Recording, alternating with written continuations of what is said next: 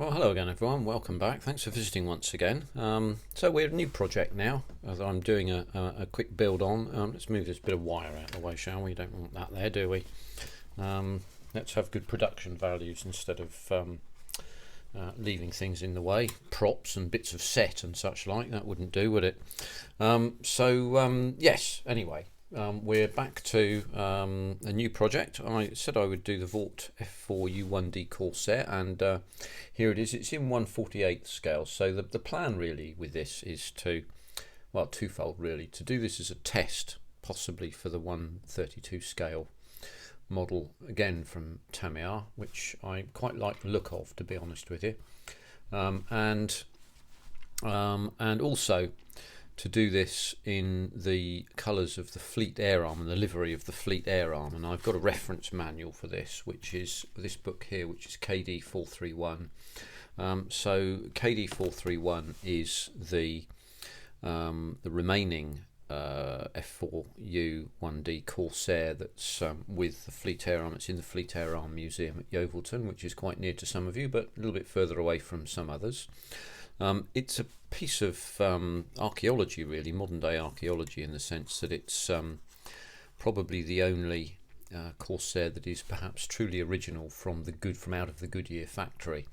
And they've done an awful lot of detective work to find out information on that. So I'm going to model a Fleet Air Arm version, but not KD 431, because I can't put my hands on the right numbering and lettering for the side of the aircraft. But I do have some decals for the Fleet Air Arm, which is quite good, and I think I have them here, in fact, so I can pull them out, and they come from a company called Eagle Cowls, and they look, to be honest with you, they look quite good, I have to say. Let's pull them out of the packet so that you can see them. There are 1/32 scale variants of this as well, of these decals, I notice, and some for some other things as well. So you've got, for example, the sighting of the decals and so on here. It's quite extensive, this, and as you can see, you've got the all of the markings. So you've got the roundels here with the red spots in the middle. Now what I may do with these, and I might get a bit clever with this, is actually make circles and use some masking film to do this. So I might use some of this stuff to mask off the decals on each side of the of the model, and I think that would look much better, because as we've seen elsewhere, masking decals does massively improve the quality of them. So that's the plan. I'm going to do this variant here with the roundels on the side and so on, and KD 431 was E2M, but I shall contrive something to put in there. In general, with the Corsairs, the bureau number was written on the front side on the cowling. But anyway, enough of that. I can do KD 244 or KD 578, and that might be good enough. So there we go. Let's put them away so we don't damage them. Put them away someplace else, and put them back in their bag. And then I can show you what I've been up to. So I'm not going to do this as a, oh, let's do step 1, let's do step 2, let's do step 3 on a little 1/48 scale model. I've been hard at work and busy with various things, so you know how all this runs. You know, you look at each individual set of things. Cockpit, engine. This is the Pratt & Whitney R2800 what's called double wasp. Very interesting unit, and there are a lot of builds going on in modelling land at the moment which include this engine. I know Plastic Monkey has done an Invader that has 2 of those sets of engines. I know that Nigel's modelling bench, for example, he's doing a what is it he's doing? Hellcat, I think it is, in 1/24 scale, which is ginagarous, to use a word, which I don't often use, or at least haven't often used since I was at school about 200 years ago. Yeah, there's an awful lot of them about, so I'll go through that with you. Some of this isn't quite done, these bits here aren't, but more of that in a little bit, and I'll show you some bits and pieces, and we might get some things done as well. So where are we? So we've done cockpit and pretty much completed that. The decal itself didn't go down particularly well, it has to be said. I mean, it looks okay, you know, but it's not gone down particularly well. It's quite thick. I haven't done an awful lot in the way of modification there, but I have done some a little bit of weathering, as you can see. Not an awful lot of what goes on inside the cockpit can actually be seen. So the bits that can be seen will be in the port side part of the cockpit here. And what I've done here, if I get my little poker out, as you can see, the cockpit detail out of the box is quite it's sparse, let's put it like that. So I've introduced some cabling in here. This is actually slightly over scale, but 0.1 millimeter lead wire is all I have. I've also put in the Royal Navy type throttle quadrant here, and there's a couple of other levers. There's the pitch control and the mixture control too, which I've used flattened out lead wires. So just so that you can excuse me, see this, it's quite interesting that you can very easily flatten out lead wire. So let's just hold this in place here, and we can use a tweezer and just squeeze it up like that, and you end up with a flattened section there. Let's just try that one more time. It's off camera, let's get it on camera. So we give it a bit of pressure. As you can see, there you go, nice and flattened out. So you can create all sorts of interesting things with that. So I've produced that detail in there, as you can see, and be careful to, if you're sighting this on a 132 scale model, be careful to sight the quadrant properly, because if you sight this thing too far back, what you will end up doing is sighting it over the top of the aileron trim wheel, which is here.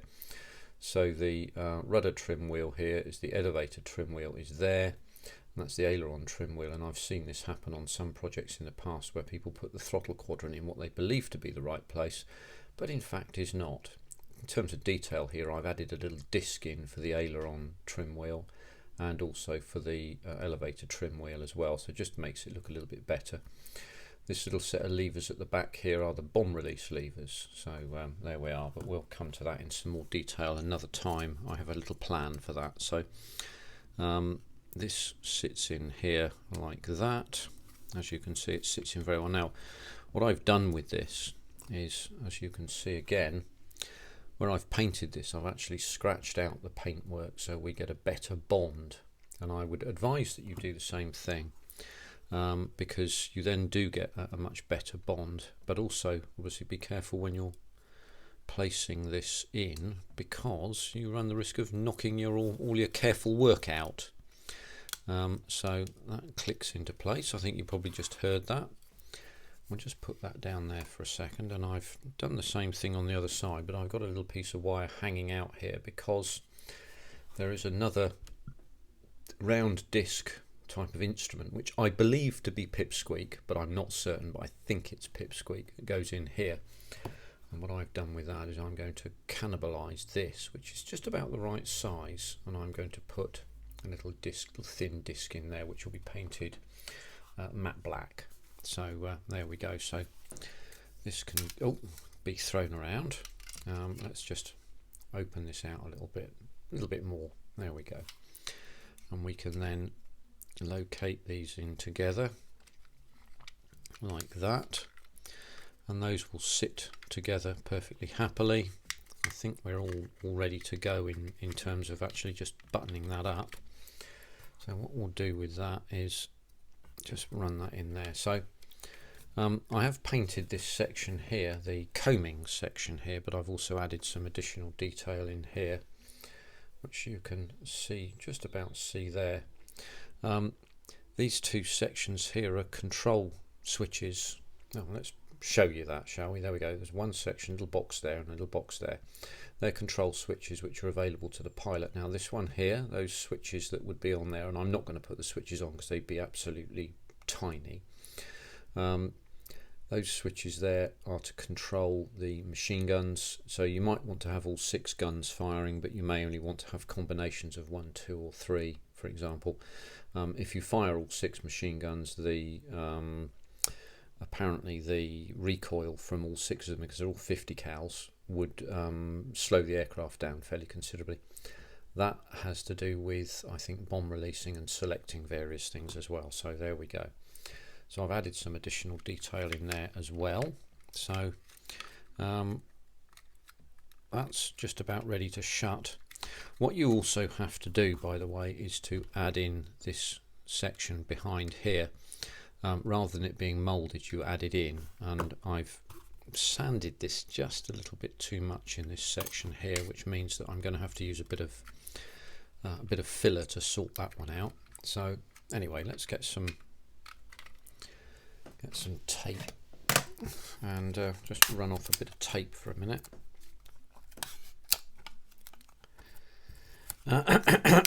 Excuse me, keep doing that. Perhaps it's because I'm getting old, maybe. But we can start to button this up now. I think we'll probably set to with that. I think, yeah, that should be okay like that, I would say. And I mean, the fit is particularly good actually here, so I don't think there's really any need to glue up the, in fact, we might just do that. We'll just glue up some of this section in here just to make sure we get them in properly.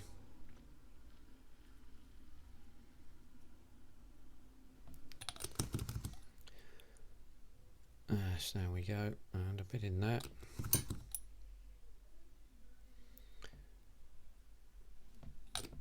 There we are with that, and I'll just run a bead along there and there, a little touch in there. We can drop them two things together, those two things together, and what I can then do is I'll tape the bottom part of this. No, what we'll do is we'll glue that first. Just hold that shut there. Glue that and allow it to just set a bit. Yep, dry to the touch there.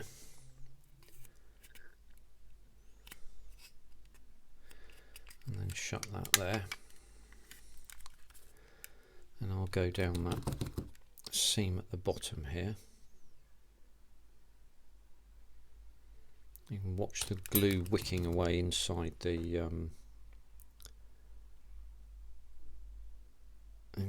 joint there as it goes. See, my little bottle of glue has been nearly empty forever. As the oh, a lot of glue on that. Oh, I slightly overdid that, as you can see. No need to touch it, we'll just leave it to dry. There we go, that'll be fine. You can see where it's run, where I've blown on it. See, that's dry to the touch now, so I'll just run a tape around that. And one over that like that. So now we can start to concentrate on the top a little bit more, and a bit of extra. Oh, that's not what I wanted to do, was it?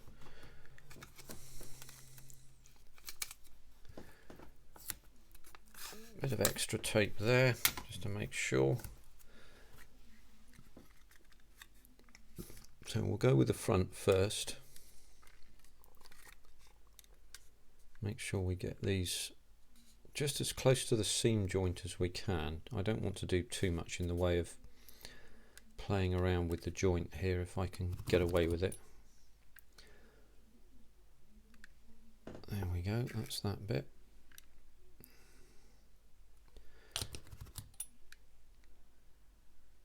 So we can see this here perfectly easily.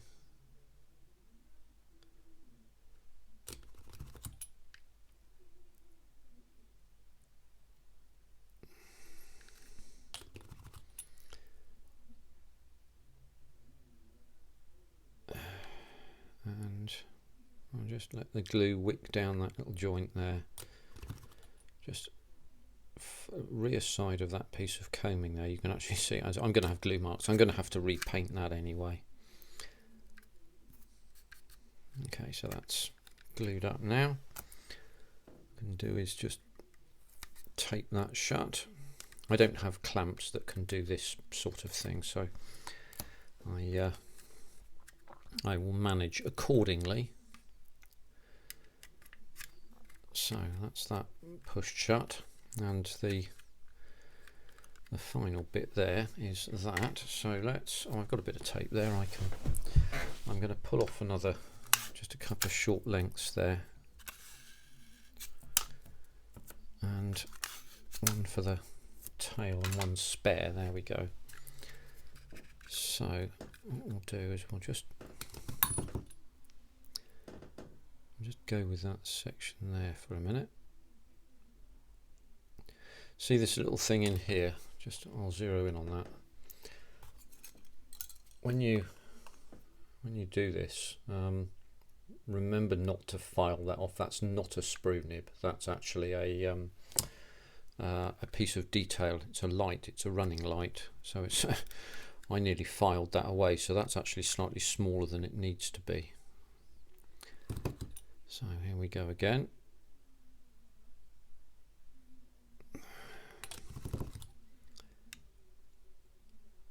I'm off camera. I need to be on camera. I know why that is, isn't it? I zeroed in too much. There we go. I know I could hear you all shouting at me. Get on the bloody camera, you idiot, you were saying. And quite right too. See, that gap's a little wide there, as you can probably make out. However, they're fully buttoned up now. So I'll just tape that over, keep that shut there. Yeah, that's going to need some filling there. So what we'll do now,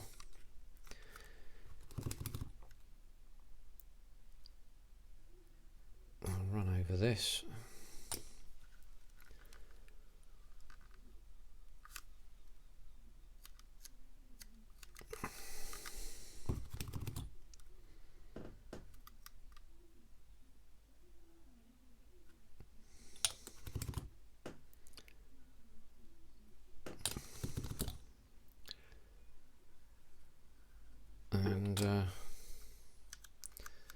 Down the back. If you want, you can cut this rudder section out. I'm not going to do that. I may on the larger scale version, but I think there may be no need, actually, thinking on it. So there we go with that. There's going to be some seam work naturally enough to be done there. And the last bit is this, just this in this tail section here. So let's zero that out again. We're back out to 0.5, everybody, in terms of magnification. And just hold that shut for a minute there.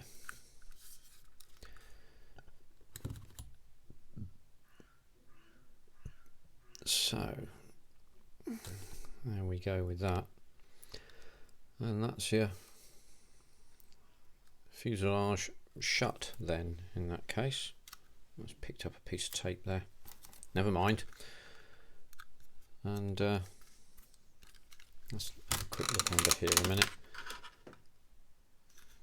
Yeah, so just to the rear side of the fuselage and the joint near the rudder and vertical tail plane, there's a slight bit of work that needs to be done just in there immediately. I think, yeah, that's fine. That's not going to be difficult to do. We can make that disappear fairly easily.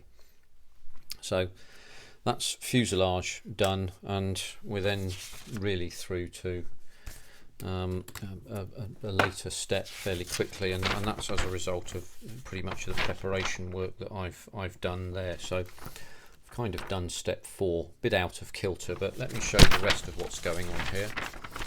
Have a quick look at this. So we've got the engine, which doesn't fly or bounce, and the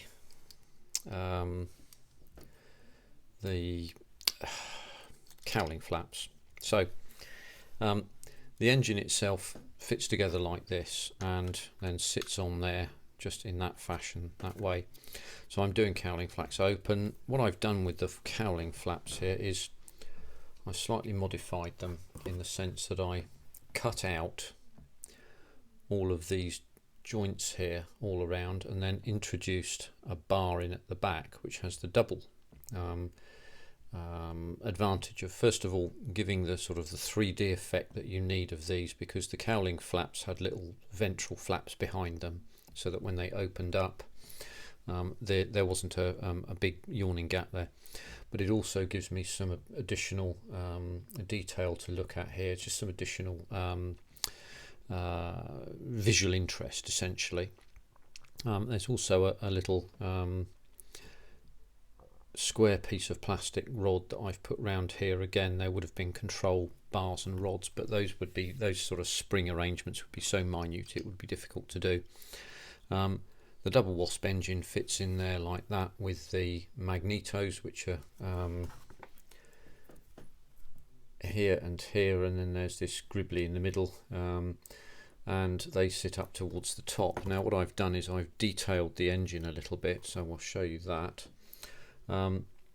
What I've chosen to do with this is to introduce with little lead wires the spark plug cables. Now my research, and you experts out there, please tell me, would indicate to me that there were 2 variants of R20, or maybe more than 2 variants of R2800 engine.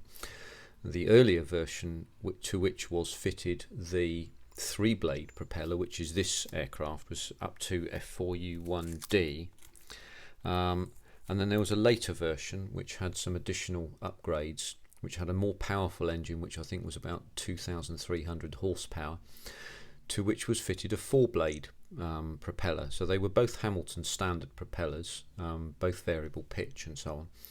Now the more powerful engine had 2 sets of spark plugs for each cylinder, so there will have been 36 spark plugs.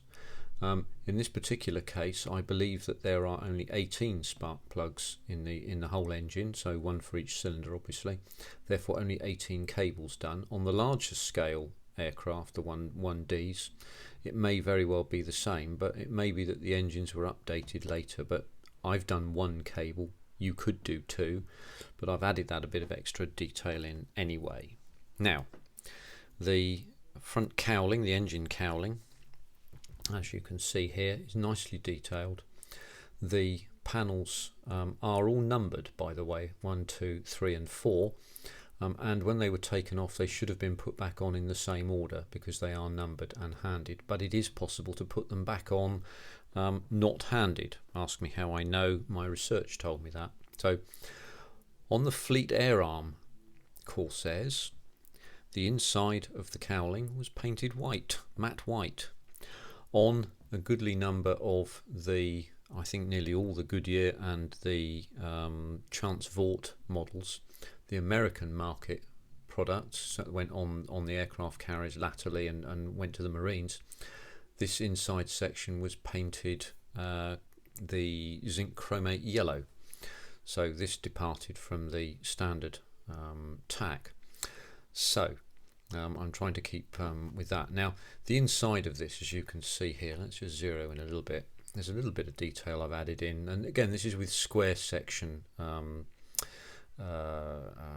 bar stock, and I wanted to do this because the inside of the engine cowling looked a bit bare to me and a bit nothing. So let's just show you. As you can see, if we look inside, you get that engine, you've got a nice bit of detail on the engine, and that looks all good. And then you look up inside the cowling here if you were minded to do so, and oh, there'd be nothing there.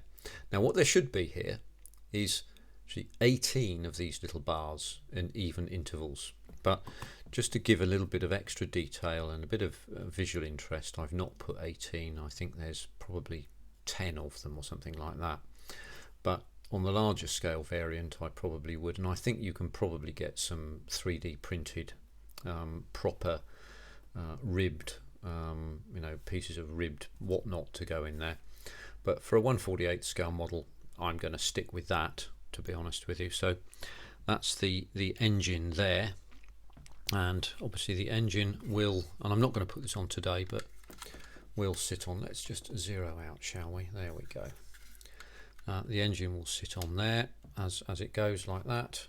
So begin to see this quite long aircraft with this extraordinarily long nose. I think about 12 foot between the pilot and the end of the nose there, which meant that, you know, when the aircraft was in landing configuration, perhaps like that or maybe like that, very difficult to see anything. But so that's to go on a bit later on. The wings I've also already done as well, and when I got these together I made a bit of a cock up, actually, to be honest with you. I looked at these and thought those holes look a bit lonely. It doesn't look good at all, to be honest with you. I thought what I could do is put something in there, so I acquired myself some bar steel stock. So 12.5 millimeters is 50 cal, so half an inch basically. 1/48 of that is 0.26 millimeters, which means the bore of the weapon would be scale sized at 0.26 millimeters. This is 0.3 millimeter bar stock, which I judge to be about the right width, and one can just drop that straight in there. So what I'm going to have to do, because again I've cocked up here quite royally actually, is I've put this piece of spar in, which I should have left out, and then put some of this this stuff, this epoxy putty in. So I've drilled out a little hole here, and I'm just going to roll up a tube of this epoxy putty and then drop the tube in there, and then drop this in and just push that up against that section there, and then these little sections can just be posted in there and then left to dry. And when after about 2 hours it's nearly hardened, you can just do some final little moving around and so on, and that's what you end up with there. So you get a little bit of detail that you can see, rather than just having rather featureless barren holes. So that's the plan, and that's what I'm going to do. So the next steps will be essentially to complete the lower section here, and to put these, yes, those are the right way round, to put those sections on there so that we can then start to think about putting the undercarriage in. As you can see, I've done two things here. I have not painted any of the inside of this yet. I will take that away because we don't need that. But I'm going to detail in here with some pipe work and wiring and so on, because it's small, but it's large enough, I think, to warrant it, because again it looks a bit it's a bit bare, and I want to have that looking better than it is. Now in order to do that, you need to put this section in here, which is the wing section bracing spar, you know, for the wings unfolded. The instructions advise you to put this in somewhat later, so I've avoided the instructions, but it won't be difficult to put the wing in and have it mate up really quite easily like that. Oh, hello. It says here, as you can see, it does go in and it does look all right, so that's good there. So I'm going to detail that up, and that's the next part of this, because I'm going to have to do some drilling through there and so on. What you will find with these this Tamiya small scale is there are ejector pin marks in here which you're going to have to remove, and I simply could say to you, as you probably worked out for yourself, do it as early as possible. There's also an ejector pin mark in there as well, which may or may not be seen, but I've taken that out too. And once it's under prime, I think that should be absolutely not a problem. The rest of these things are the flaps and so on. I'm going to do the flaps down, and the flaps are at 50 degrees deflection, so it's quite low, and you can weather these things up quite nice. Let's just have a look at the back of this book. I'll just go to 0.5 again so that you can see that. As you can see, the weathering is very obvious here, and you can also see the zinc chromate yellow paint coming through here. So I think that's going to be quite hard to mimic, but I'm going to have a fist of it anyway. I'm going to have a go at it. But there are the flaps down, and as you can see, E2M, KD431, and that's the other thing, and the final thing, which is going to be quite complex and going to put me in some difficulty, is that Fleet Air Arm Corsairs had different wings to the American ones, and the reason for this was that the Fleet Air Arm aircraft carriers, Victorious I think was one, no, was it Victorious? But there's a few of them anyway, used armoured decks rather than wooden decks, and that restricted the height in the hangars. So what's going to have to happen here is, let's just zero in a bit on this, is the wings for Fleet Air Arm aircraft were clipped, which means that this section here is going to come off, and I'm going to transplant that light there to here, and then smooth this off and round it, so that we can then have a true depiction of the clipped wing variant. You can see that very clearly there. That's not a clipped photograph, that's what they look like. The end of this section here was a wooden panel effort, so it's going to look properly like a Fleet Air Arm Corsair, I hope. It says here anyway. Here we are, 32 minutes in, and I said I would give you a quick video on the Corsair, and I hope that finally I've been as good as my word. I've been away from the bench or the desk for a while. I'm glad to be back at it now, and I should be having a crack at some things here, so hopefully you'll join me on this one. I know that some people were looking forward to seeing this, and so I do hope you're not disappointed. Thank you very much to those who continue to subscribe and stay with me and listen to my appalling drivel all the time. I hope it's entertaining. I like to try and inject a little bit of humour in if I can, perhaps not so much today, but there we are. It's been my pleasure to present that to you today, and I'll talk about the tail wheel the next time, because I've got plans for that too. So there we are. So from myself and from the erstwhile pilot who will not get painted, I'll say thanks very much indeed. Thanks for tuning in. I look forward to seeing you on the next one, and take care until then. Bye for now.